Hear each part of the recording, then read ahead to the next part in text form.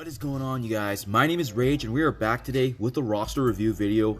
Overall, just a review on my account in terms of seeing where I am in the game right now and kind of give you guys a sense, as I am a 100% free-to-play player. So with that being said, let's take a look at my player profile here.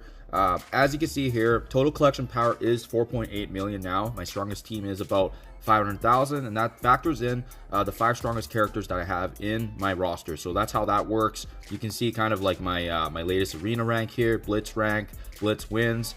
But really, overall, you guys, just been coasting in the game. Haven't really been too serious into it. More so just trying to build up materials, especially with me going through my second run now of Dark Dimension 3.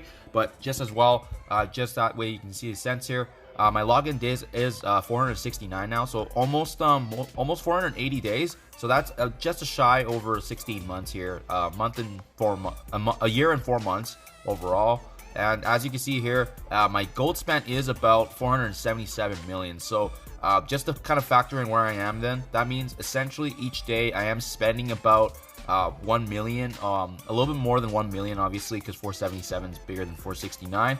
But that's overall in the game right now. And keep in mind, I do have gold right now reserved that I haven't used, but that's just my overall usage. You can get a good sense.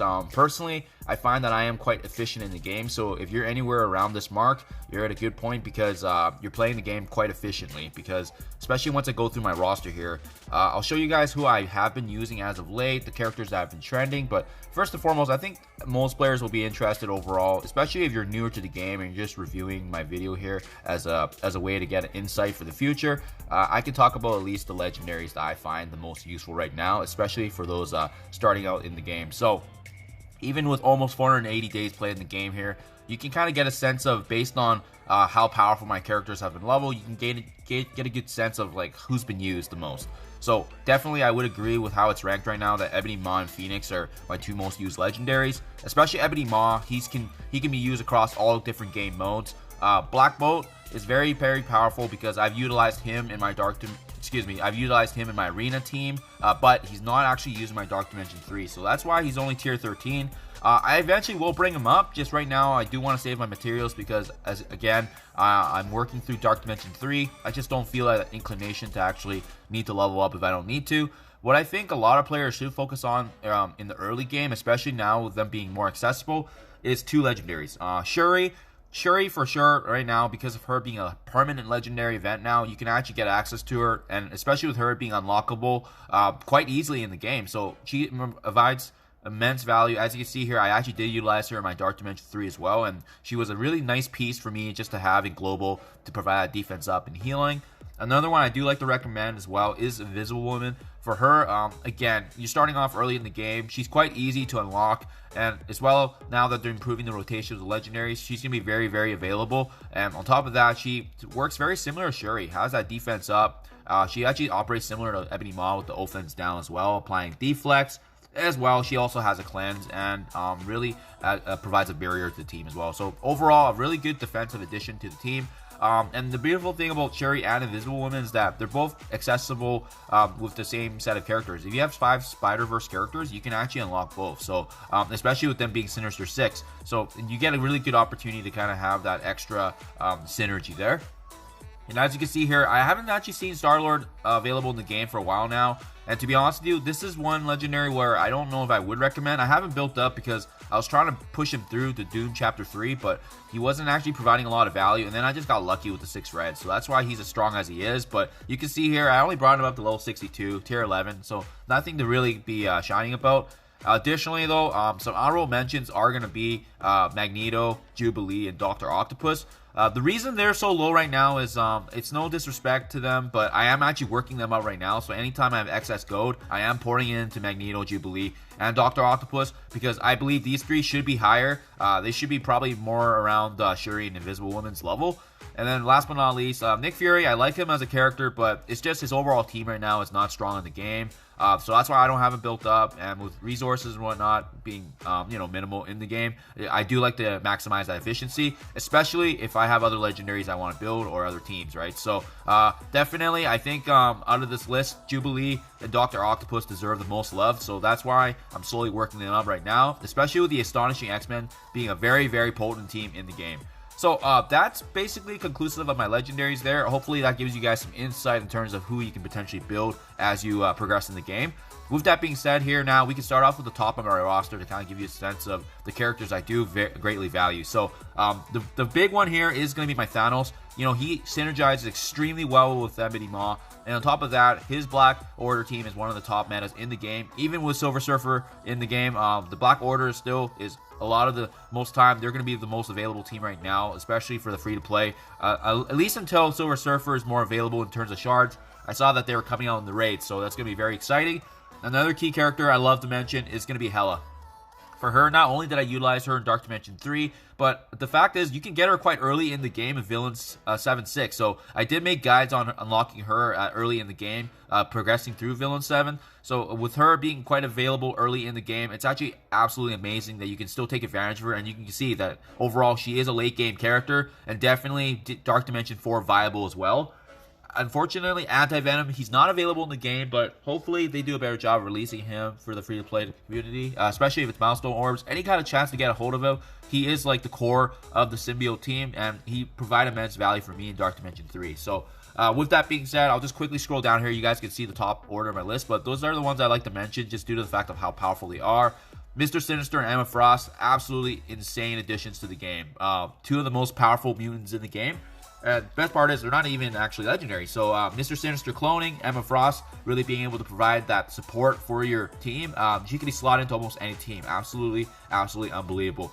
The symbiote roster is always powerful with Symbiote and Carnage. So they are the core of the team on top of Anti-Venom. So definitely those are key characters you want to build.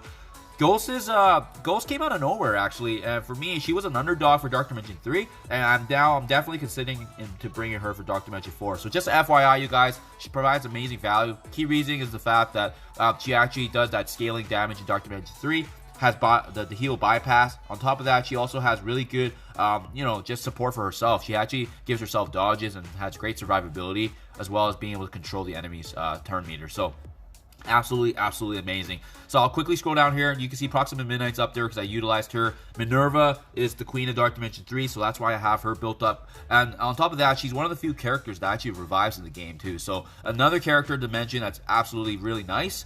Another key one I like to bring up, especially when we're talking about this Dark Dimension 3, and the reason I keep bringing up Dark Dimension 3 is because that's really what you want to be kind of targeting in the back of your mind as well, because of the fact that if you build characters early in the game, they may provide you immense value later on in the late game, and that's what happened here for me. You know, I built her up early, and fortunately, I could still utilize her in the late aspects of the game.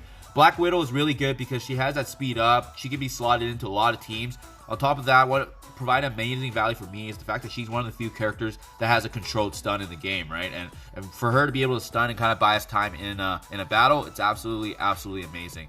And then with that being said, after Black Widow here, you're going to see that a lot of my characters are just level 66 and lower, because a lot of these guys haven't been brought up to the Dark Dimension. So that's really where the cap is. You can see it's going to be my Power Armor team that kind of powered me through the Doom Chapter 3 here. And really at that point, it kind of sizzles off. You can see there's a mixture of the Avengers here, some supernatural guys. I'm trying to build up my X-Men crew here, and my Black Order is still lacking, but so as long as my Thanos and Ebony Maw are the key pieces, that's why I can still get immense value for them, even with them not being all around the same power level. An honorable mention as well, I think that provides amazing value starting off, is Thor. You can see how much I've built him up already, and although he was level 62, he actually was a really key piece for me pushing through my Doom campaign chapters. So if you guys are going through, I definitely would recommend. Thor is available quite early in the game, and as well as the raid store, so that's why I do recommend him as well. But just going down here, you can see I still need to work on Ultron here. He's another honorable mention just due to the fact that he's technically a pseudo-legendary, and he's unlockable once you get through Dark Dimension 2. And then otherwise, I'm working on my Astonishing X-Men, as I mentioned earlier. I'm also working on the X-Factor team as well, low-key. So Shatterstar and Longshot, it'd be absolutely amazing. Just even those two are very powerful. So I am looking forward to bringing out my multiple man, as well as once Polaris is in the game. You bet we're going to bring her up. Otherwise, Bear Zemo is another great mention as well. I haven't built him up the way I wanted it to, but now that I'm slowly building him up over time, he's definitely a great mention as well, just due to the fact of what he can bring to the game. He's also very viable for Dark Dimension 3 and Dark Dimension 4, so another key mention there. But otherwise, I believe I've mentioned everybody that's key to kind of keep an eye on for, especially the characters I'm building up. So just scrolling through so that way you guys can get a good sense here. And unfortunately, like I said, some of these characters are amazing. I just haven't had a chance to build them up. But really, the top of my roster is what's been receiving most of my attention here in time. So, yeah, overall, hope this gives you guys some insight at least. Even as an early game, mid game, or late game player, you can kind of see what I've built up. And overall, just to give you guys a sense too, with it being 16 months played, I do believe I have about 14, 15 characters that are T14, which means I brought them up to Dark Dimension 3. So that kind of gives you a sense, like, I've only brought up so many characters because really the ones that deserve that late game attention are the ones you brought into Dark Dimension 3. And hopefully it gives you guys a sense in terms of what to spend on, how to invest. That's really what's worked for me. And that's really what powered me through, especially going through the Dark Dimension. So, as always, you guys, thank you as always for watching. Hope this was able to provide some clarity and insight on what's going on with my roster. I'm still working through the second run of Dark Dimension 3, but once I'm done that, I definitely plan on making some preparation for Dark Dimension 4 material. So, thank you as always, you guys, and as always, I'll see you in the next one.